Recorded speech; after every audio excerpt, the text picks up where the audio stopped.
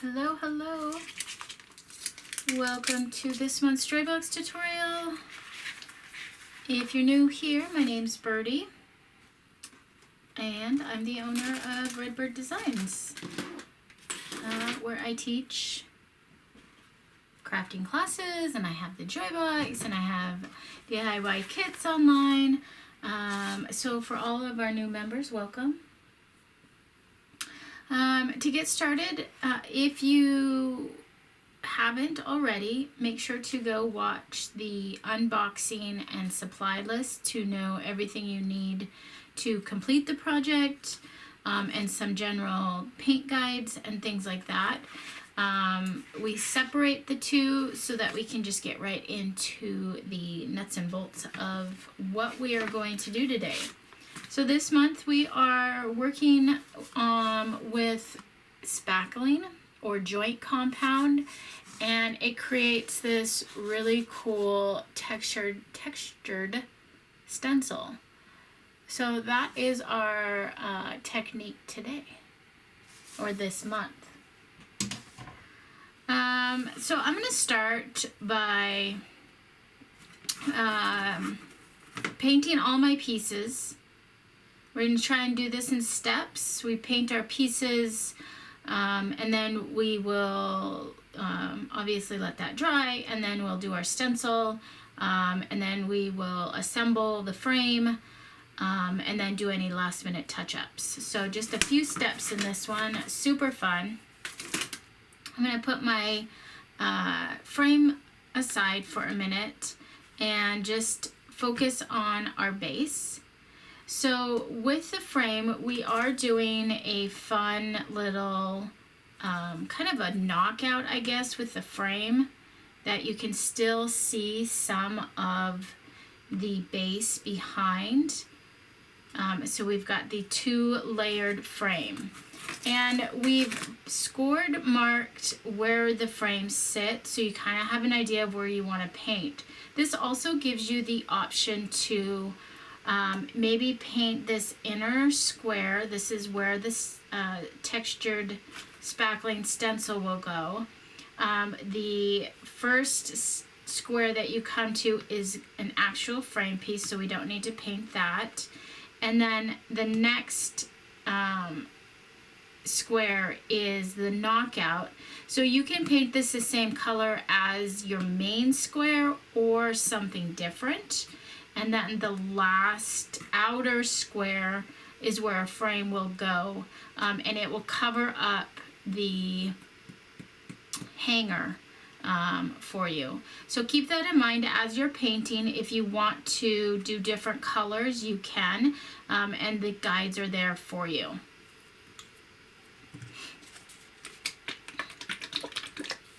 So we're going to start by painting the base.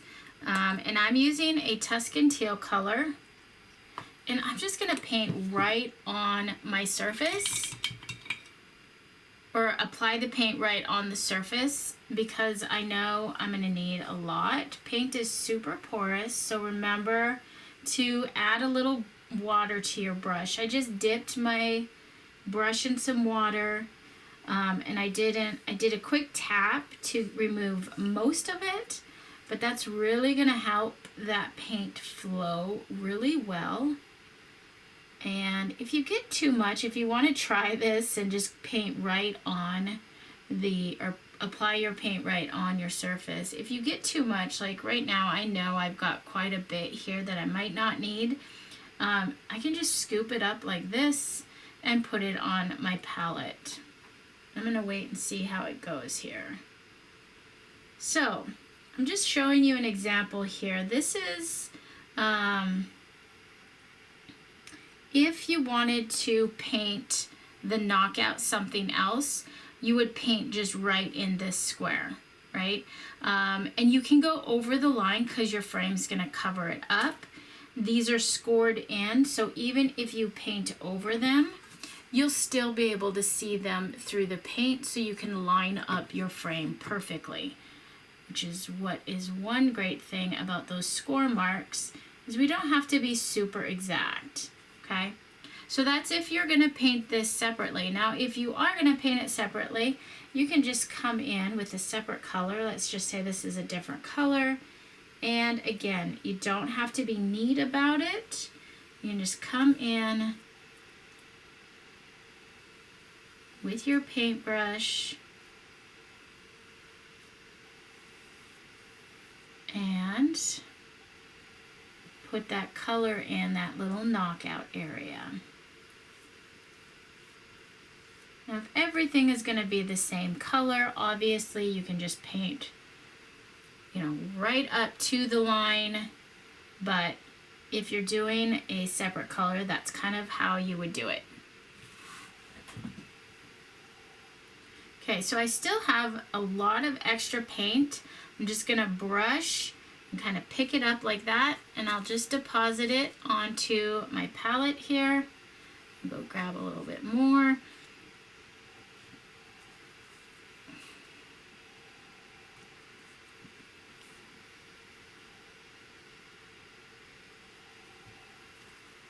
And there we go. First coat is done. We're going to set that aside, and now I'm going to paint my frames. Now in the original, I did a two-toned frame. I did the brown and the white. I think I'm going to go both brown on this and kind of see how it turns out. I forgot my brown. For this, I'm using a light mocha. Actually, I think I'm going to do a burnt umber. Let's go a dark brown. Let's just see what that's going to look like. I think that would be really pretty too. For those of you that are new, you'll quickly realize that I have a hard time painting the same thing twice. So I usually mix it up in the tutorial, and I feel like that also helps give you a little bit of some variation and some inspiration on how you can paint it. And because I want this to look like wood, I'm going to use a baby wipe and then create a faux stained look. So I've got my brown. I'm going to use my baby wipe. If you don't have baby wipes, you can use an old rag or paper towels. Just make sure that they stay wet. You might have to dampen them up because that wood is going to soak up a lot of that water, and they're sponges, so keep that in mind. You want something that's going to be fairly tough too. Some cheaper or lower quality paper towels could just kind of tear apart and not work very well. So you'll want something that's a little higher quality and it's going to hold its weave, per se.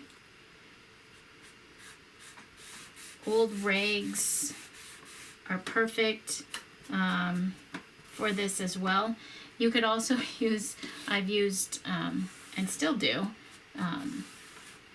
mismatched socks or socks with holes in them. I have a container of Holy socks in my garage where I use those for, you know, staining.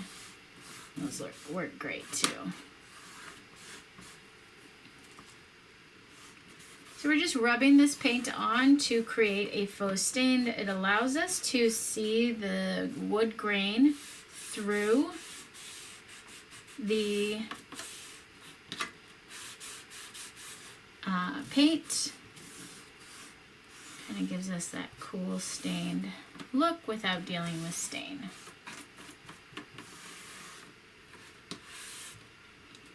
There we go.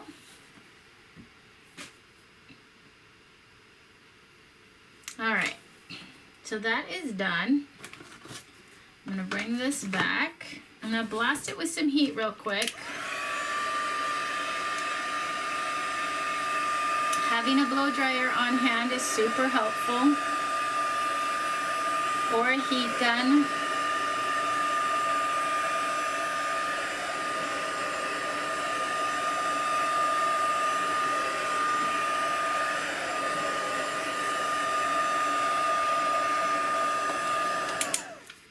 Okay.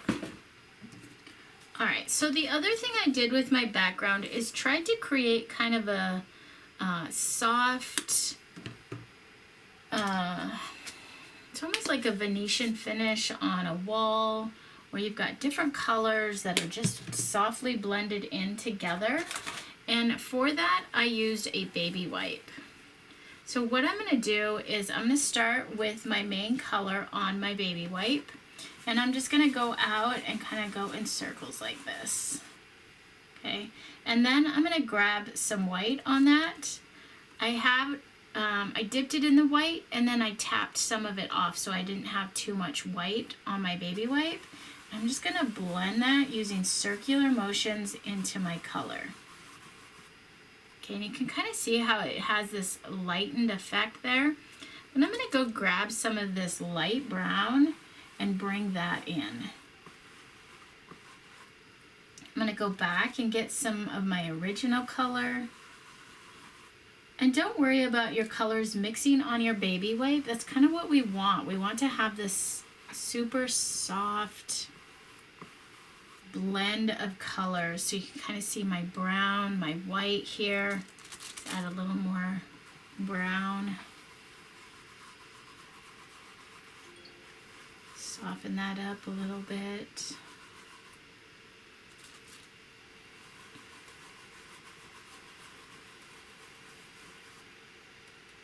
And I just think that looks so pretty, the soft blended colors. It's just a little bit of a different technique than just a solid color, which is totally okay to do if you don't want to have the multiple colors. And I'm gonna even pull in just a little bit of this dark brown because I'm using it in my frame. I want to see some of that and see how it just blends out. It's barely noticeable, but once this all dries, I think it's going to be super pretty. So let me get a little close up. I know it's hard to see on screen some of those softer colors that are going to be peeking through. Okay. I'm just going to lift it up so I can see it a little bit. Back to that original color, pull that in. If you have areas where it's maybe too white or too brown, you know, whatever it is that's kind of standing out, go back to your original color, put that on your baby wipe and kind of just bring that color back over or next to it and kind of blend it in.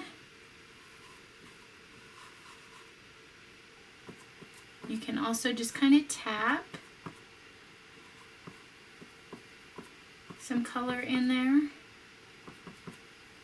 And that will give you a little bit of a different textured look as well, doing more of a tapping technique.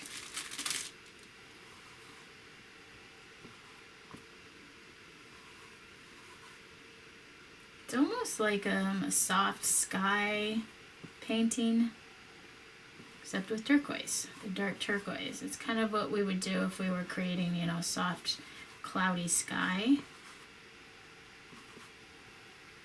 Okay, I think I like that. Now, I didn't do it to the outer edge. I do want that to be that solid teal color. So I am going to go in and add another coat of teal just right on this outer edge. So you can see a little bit of wood poking through. Most of the time, you will need a second coat. It's always better to do multiple light coats than one big heavy globby coat. And it's for a couple of reasons. One, acrylic dries super fast if it's in a light layer, like very fast. You can kind of paint all your pieces, and typically if you use a light layer, you come back and everything's dry. Also, lighter layers create more of a smooth finish. It gives you the ability to kind of create a smoother finish, whereas if I glob it on, you end up with huge ridges in some areas because it's harder to smooth out, and it takes way longer to dry. So multiple light coats is always better. All right, so I'm going to come back to my frames and kind of just see how those look. If when you're doing a faux stained look, if you want it to be darker, you can always add a second coat. And it's looking just a little bit light in some areas, so I am going to grab my baby wipe and just do a second coat to darken it up. I'm going to have a nice dark frame.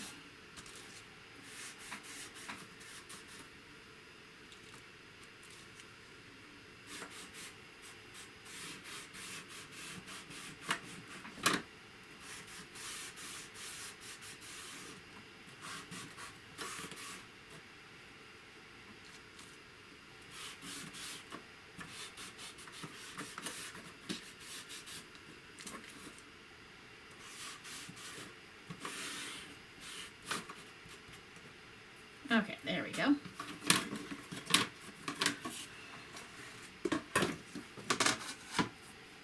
Alright, I'm going to blow dry this to get it to speed up the drying time, and then we will do our stencil. Alright, since it's all dry, I am going to sand it a little bit. I have a couple rough areas. Wood is super porous and doesn't like water. Okay, so as you're painting, you might notice what was once a smooth surface now becomes really rough. And that's because when the water hits the wood, it expands the tiny fibers. So if that happens, use a sanding sandpaper, fine grit, something like 220, 300, or 380, or even 400. And we're just going to lightly sand it so that we knock those fibers down, but not necessarily sand it so hard that we remove the layers of paint. There are times where I will be a little more rough if I want it to look distressed, but at this point I just want to knock some of these rough fibers off, so I'm going to just lightly sand it.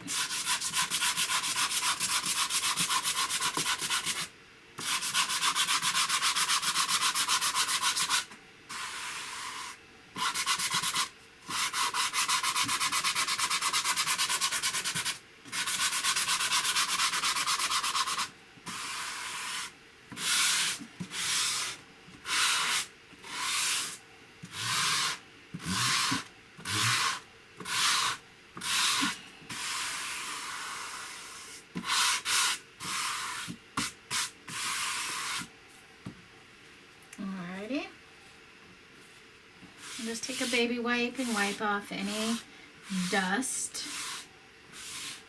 So you can see that it did remove some of the paint, but there's not an area where I have to go back and repaint it. So nice and smooth surface, it's dry. This next step, you do want to make sure that this is completely dry before starting. Okay, so we're going to look at the stencil now. I explained this in the supply video, but I'm going to explain it again in case you don't watch that. The stencil, it comprises of 3 parts. We've got this opaque white transfer paper. This is called transfer paper, and it's not very sticky at all. It has a very low tack. It has just enough stick to be able to transfer our stencil. And then the backing has the grid on it. So this is going to be that really soft, smooth surface that's got the grid. So those are your back, your transfer, and then the stencil is actually the blue piece in between. Okay. So to be able to get our stencil on our surface, we're going to start by taking our scraper. An old gift card works. And I'm just going to burnish it. I'm going to go over it and rub it down. This is just going to help our stencil adhere to our transfer tape better. Because over time, that transfer tape, because it is such a low tack, can kind of detach itself from the stencil. So we want to make sure that we have a good solid adhesion. And even then we might have to go back and kind of guide the stencil to attach to the transfer. All right, so then we're gonna flip it over, and I wanna be looking at the grid side first, and I'm gonna go from a corner and we go at an angle away. So we pull it like this. Don't go straight up like this, because that can affect how the stencil might not stay on the transfer as well if we just go straight up. It's always good to kind of go at an angle and slowly pull away.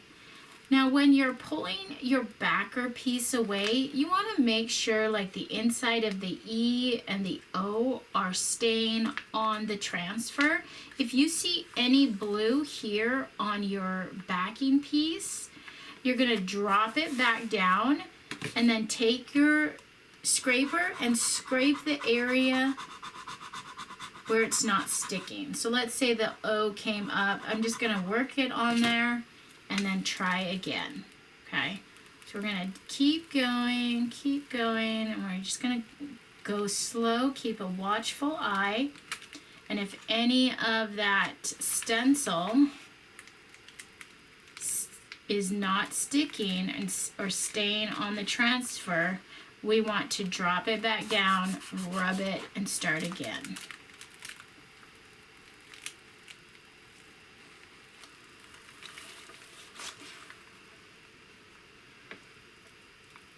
And there we are. So now this piece is garbage. We don't need it anymore.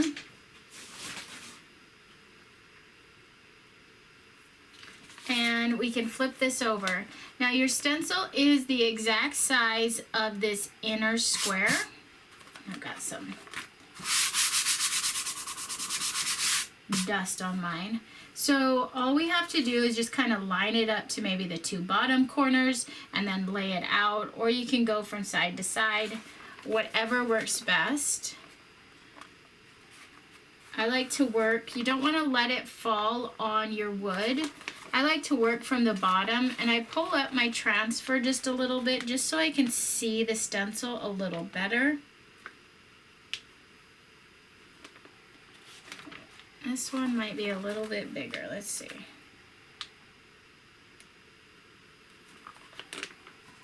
And we also want to make sure that our hole is at the top and the home is down here. And my stencil is just a little bit bigger than, I might have cut this one. Let's just see here. Yeah, this one, I'm going to go to the side here like this. So I'm turning my board to the side. Mine was a miscut, so I'm going to just line it up, pull away the transfer just a little bit so I can see that stencil a little bit better. And then once I've got this corner and this corner lined up, I'm going to drop it. I'm just going to let it fall, and then I'm going to smooth it out. Okay. And then we're going to, I just want to make sure. I feel like my stencil might be a little bit wonky. Okay. Then I'm going to take this and I'm going to burnish it. At this point, we want the stencil to stick to the board.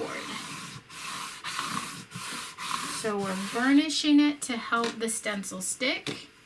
And now we're going to pull away at a corner.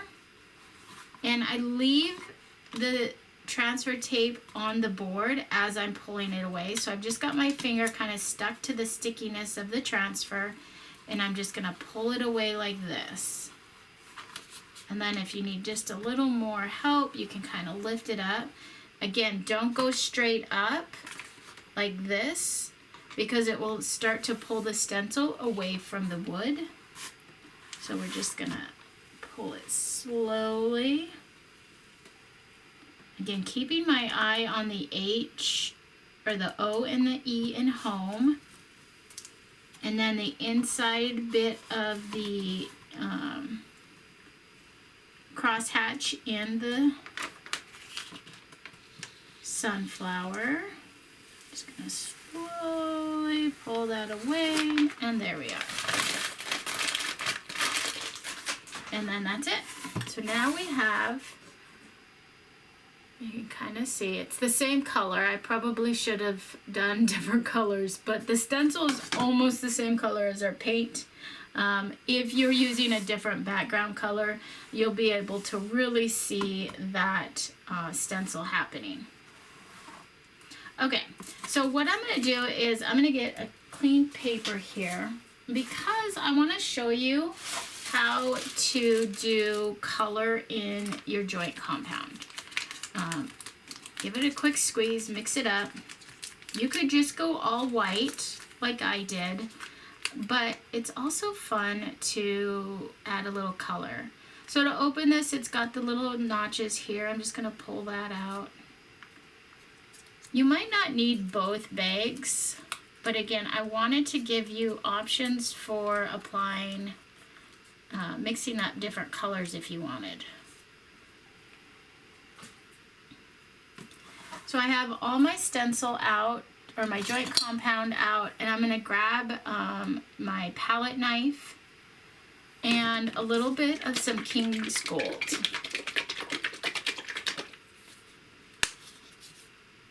I'm just going to add a couple drops.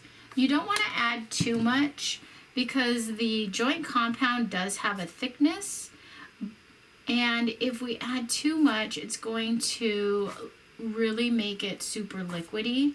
So unfortunately, it creates a lighter tone. It's not going to be that super, super dark yellow that King's Gold is. So keep that in mind. If you're looking for a super dark color, or, you know, like a King's Gold color, you could go with a super dark yellow and the joint compound would lighten it up.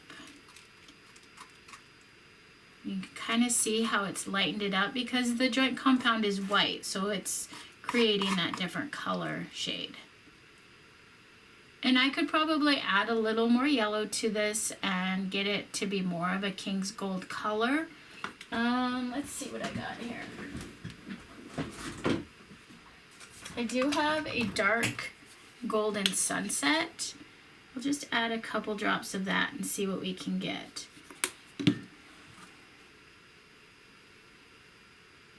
You just don't want to add too much to mess with the consistency of the joint compound.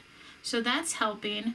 And I'm kind of liking how I have two variant colors going on here. I'm not going to completely mix it and kind of see what happens as I apply this.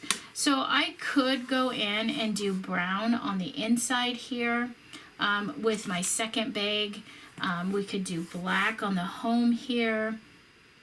You could add a little bit of orange to blend in at the base of the petals. I've seen so many people just do really amazing things just with some different colors going on, but I'm going to go with just the yellow on this example. So what we want to do is I'm going to load up the bottom of my palette knife. So if you've never done palette knife painting or worked with a palette knife comes like this. So it's got the handle and then it dips down and has the knife. What you really work with is the bottom of the palette knife, right? You're just kind of scraping like this. When people do palette knife painting, they're painting like this, or they use the edge here and kind of do a sawing motion to get some straight lines. But really this is the surface that you're using for a palette knife, not the top. And I'm just smoothing out that paint, or in our case, the joint compound, okay? So bottom is the surface that we're gonna load up and use to smooth out that joint compound. So I'm gonna scoop some up. So I've got some at the bottom of my palette knife. I'm just gonna start at the top and I'm gonna drag that out. Grab some more. And I'm just using a very light pressure. We don't want to get too heavy and scrape away too much. We do want to have some thickness on there.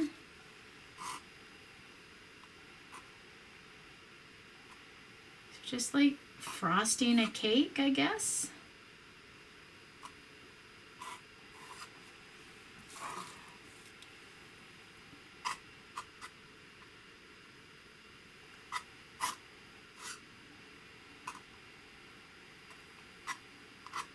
If you wanted a super thick textured sunflower, you could definitely do that. Just know that it will take longer to dry and that you should leave your stencil on just a little bit longer than what I am going to for this instance. Because this is kind of a thin layer, I'm going to be able to lift my stencil up and it will dry a lot faster. If you go with a thicker, like if you wanted to use the second big and even just all one color and you wanted to have more of a thicker texture, you know, where it's really popping off the backer board, you could do that. So I'm just kind of playing with this. You can also kind of tab like this. And get really cool textures that's going to come through on your petals if you want. But I kind of like having lines that kind of show up. So I kind of just make sure that there's maybe a little line or a seam where those petals are. Okay. I think that's going to be super pretty with that turquoise and the yellow. And then once you're done, you just wipe your palette knife off. So let me grab a rag here. And then that's it.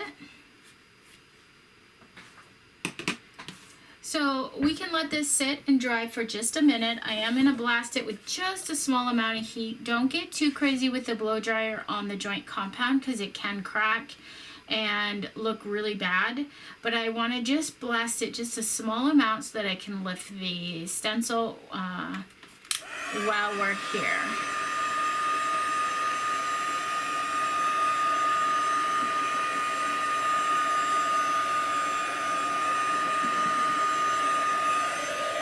Okay, that's all we need.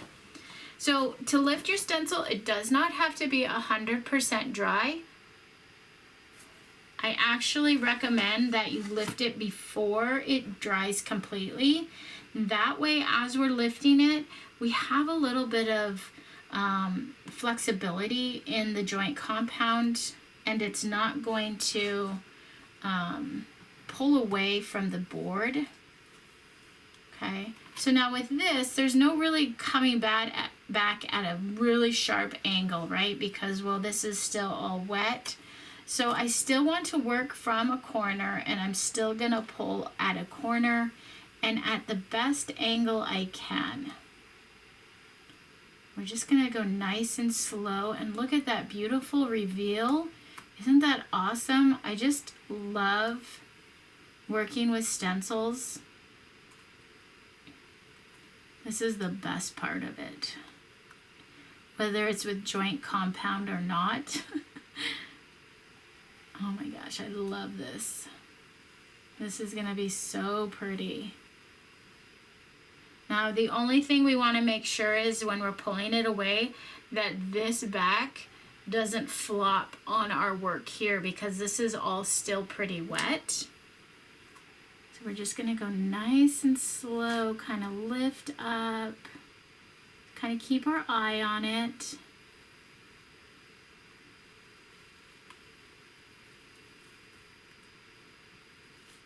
And there we go. Okay. Now we can kind of fold this mess in on itself. There we go. And that is now garbage as well. All right, so there's a few pieces that we do have to pull out with a pin or a needle or something small and sharp.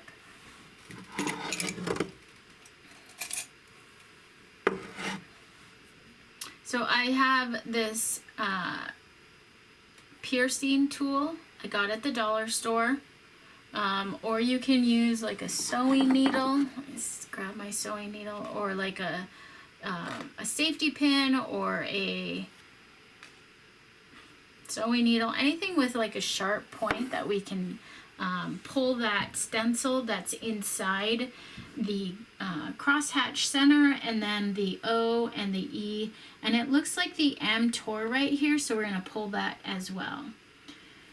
So here in the center, I'm going to kind of just eyeball where the corner of this little square is going to be. And if it's helpful, use your picture that comes with your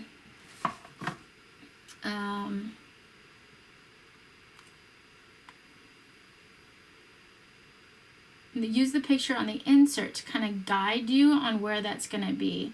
But all you have to do, and I'm kind of going in at an angle here, not straight down, and what I want to do is kind of stab it and lift it.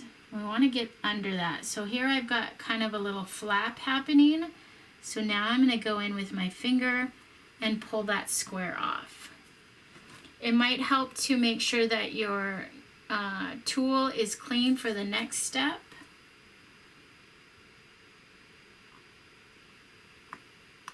Kind of stab it, lift it. There we go. And if you accidentally stab an area that doesn't have a stencil, and you draw, you kind of create a line in your joint compound, that's okay. We have all of this, the joint compound texture isn't perfect anyways, so don't fret if you create kind of a hard line, because it's just going to blend in with what's already happening as well. So I'm going to kind of turn it because I want to get at a corner where I can kind of see it and know that there's a piece there. Again, lift up that flap and then pull it off. Let's see, I'm going to turn it one more time. There it is. So I did kind of drag my pointer here. I started too far away, and it created a line right there, but I'm okay with it. I'm not even gonna see it. So all right, so then the last couple pieces is I'm gonna just lift up this. It's kind of just floating right here. It's not really stuck.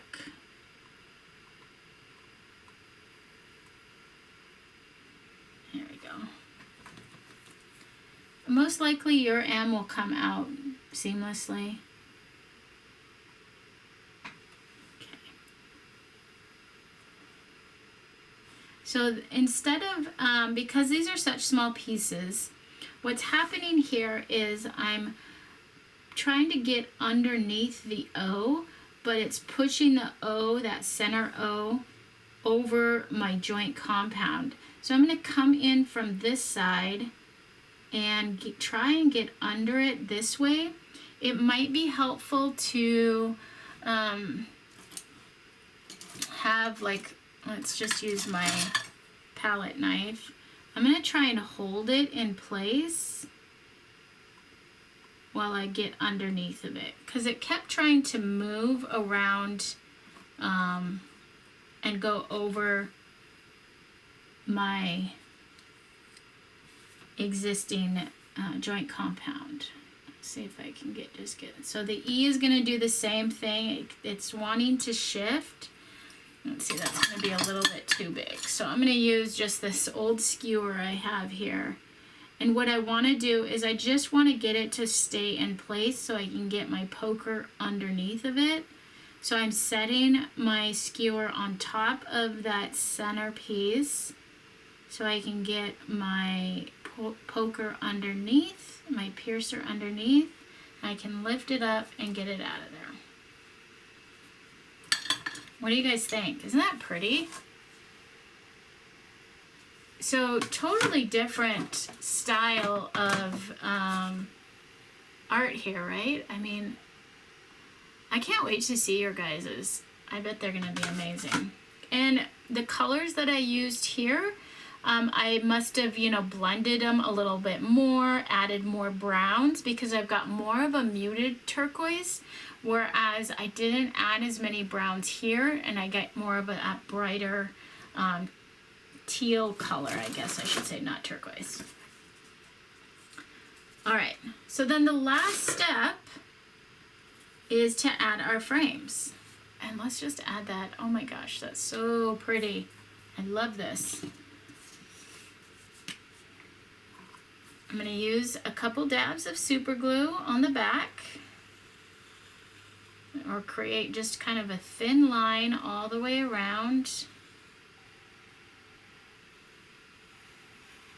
Start with the inner one here.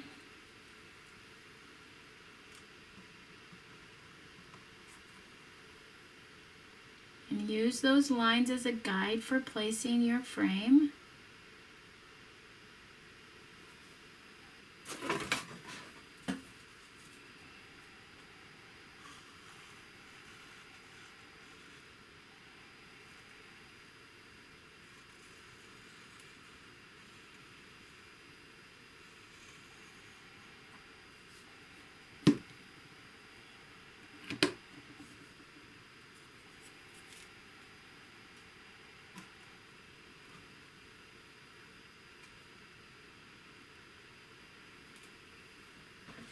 Okay, I'm going to use some clamps for this outer edge. Hold it while it sets up.